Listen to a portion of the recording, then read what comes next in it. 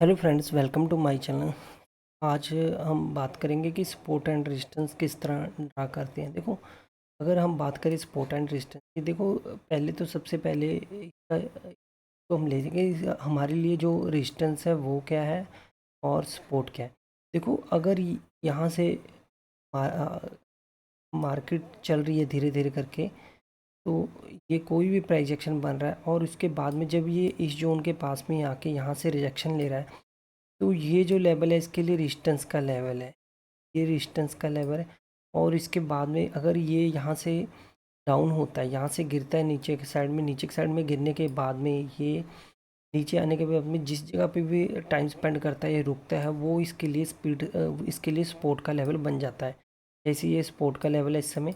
और इसके बाद में अगर बाई चांस ये इसी जोन को ब्रेक कर देता है, एग्जांपल के तौर पे अगर ये इस जोन को ब्रेक कर देता, ब्रेक करने के बाद में ये वापस आता है, तो ये जो लेवल है इसके लिए पहले रेजिस्टेंस का लेवल था। यहाँ से आने के बाद में अगर इस जोन को ब्रेक नहीं किया, यहाँ पर अभी इस जोन को ब्रेक करेगा, तो अभी इसके लिए रेजिस्टेंस का लेवल ऊपर की साइड में जाने के बाद में नीचे आता है, तो ये इसके लिए सपोर्ट बन जाता है। तो इस तरह करके सपोर्ट एंड रेजिस्टेंस ड्रा करते हैं। देखो, कभी भी मार्केट जो होती है वो कभी भी जब प्राइस चलता है वो धीरे धीरे करके इस तरह करके जोन में चलता है, वो कभी भी 90 डिग्री पे मूव नहीं करता। तो एक चीज़ और है, अगर क्या कहते हैं प्राइस जैसे मान लो आप सबको जैसे ये मान के चलो, अगर कोई भी प्राइस ऐसे करके नीचे की साइड में आ रहा है, नीचे की साइड में आने के बाद में इसमें यू टर्न होता है, एक यू टर्न, इससे ये कंफर्म हो जाता है कि यहाँ से ट्रेंड जो है और रिवर्स होने के चांसेस ज़्यादा हैं। ये यू टर्न का शो करता है, ये डाउन साइड में है एक, ये हमारे लिए सपोर्ट का लेवल बन गया है। और उसके बाद में अगर ऊपर की साइड में ऐसे करके ऊपर की साइड में जाता है और यहाँ से ऊपर की साइड में यू बनता है, तो ये हमारे लिए रेजिस्टेंस का लेवल बन जाता है। तो ये हमारे लिए रेजिस्टेंस का लेवल बन गया और ये हमारे लिए सपोर्ट का लेवल। मार्केट ऐसे नीचे की साइड में आ रही है और नीचे की साइड में आने के बाद में यहाँ पर यू का फॉर्मेशन हुआ और उसके बाद में ये हमारे लिए एक सपोर्ट का लेवल बन गया। ऊपर की साइड में से रिवर्स यू बन रहा है, तो यहाँ से हमें ये पता लग गया कि ये हमारे लिए रेजिस्टेंस का लेवल। ये बाकी बात की बात में है कि यहाँ से डबल बॉटम बन रहा है, ट्रिपल बॉटम बन रहा है, जो भी है वो बात की बात है। देखो, अब एक चीज़ और यहाँ पर नोट करने वाली है।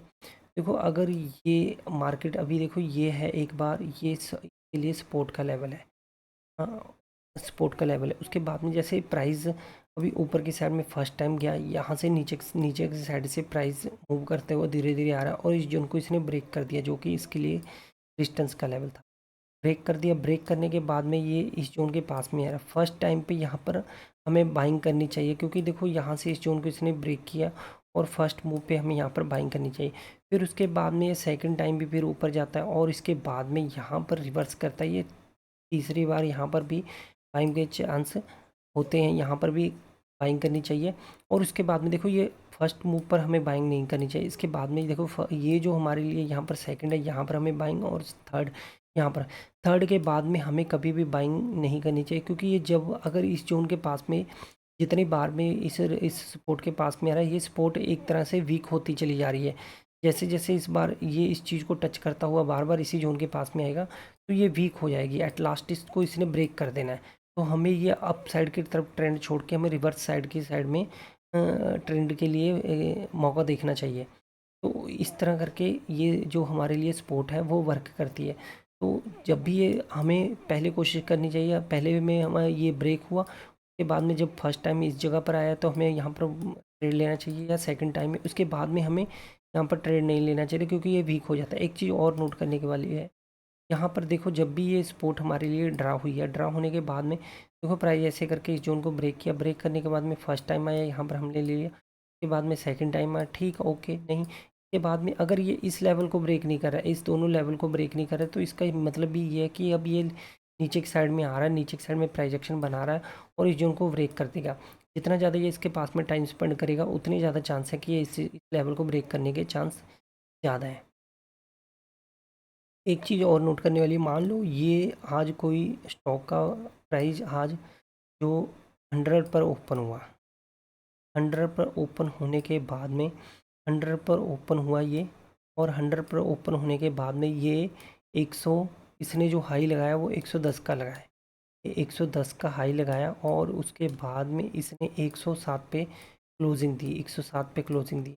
तो इसके बाद में अगर हम इसकी ओपनिंग भी 100 के पास ही मान ले, हम इसकी ओपनिंग भी 100 के पास में मान ले और इसके बाद में 160 इसकी क्लोजिंग है और जो इसने हाई लगाया है वो 110, इससे ये कंफर्म हो जाता है कि ये जो कैंडल बनी है, कौन सी कैंडल बनी है, ग्रीन कैंडल। तो इसमें किसका इंटरेस्ट है, बायर का इंटरेस्ट है। और हम अभी से चार्ट पे देखते हैं।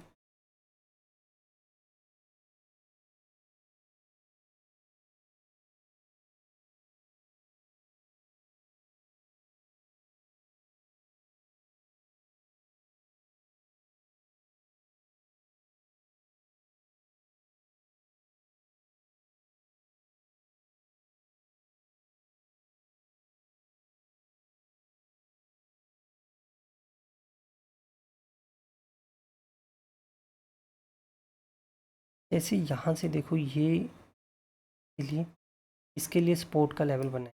देखो यहाँ से ये प्राइस इसके पास में है, फिर इसके पास में मैंने आपको बताया कि ऑलरेडी 2 बार हम इसके पास में हम ट्रेड ले सकते हैं। ये हमारा फर्स्ट पॉइंट है, ये हमारा सेकंड पॉइंट।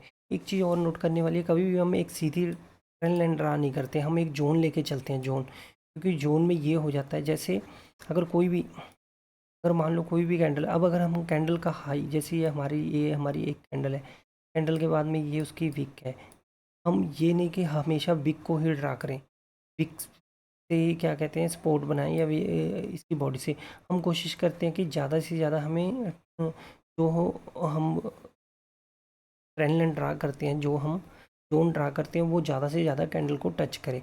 तो हमें सिर्फ ये लेके नहीं चलना कि इसकी बॉडी ही टच हो या इसका हाई लो टच हो, तो इस चीज़ का हमेशा ध्यान रखें।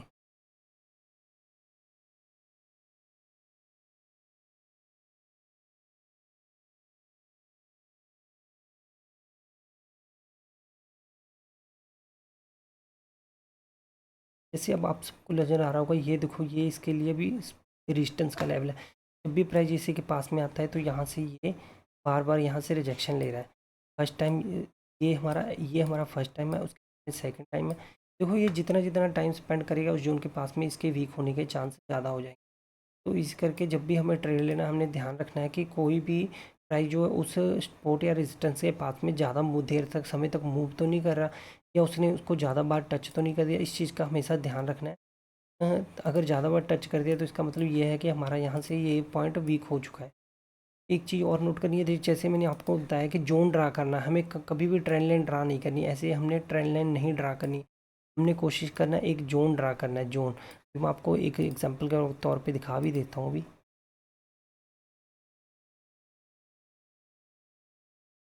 जैसे ही हमने ये जोन ड्रा कर दिया, ये देखो ये हमारा जोन है, हमने सीधी ट्रेंड लाइन ड्रा नहीं करनी है, क्योंकि जोन से हमें काफ़ी कंफर्मेशन मिल जाती है ट्रेड लेने की। देखो अगर ये हम ट्रेड लाइन लेना चाहेंगे तो किसी की बॉडी का वीक टच होगी, किसी कैंडल की बॉडी टच होगी, तो इस तरह का कि हमें कन्फ्यूज़न ज़्यादा बन जाती है। तो हमें कोशिश करनी है कि हमने जोन ड्रा करना है और जोन ड्रा करके ही ट्रेड लेनी है।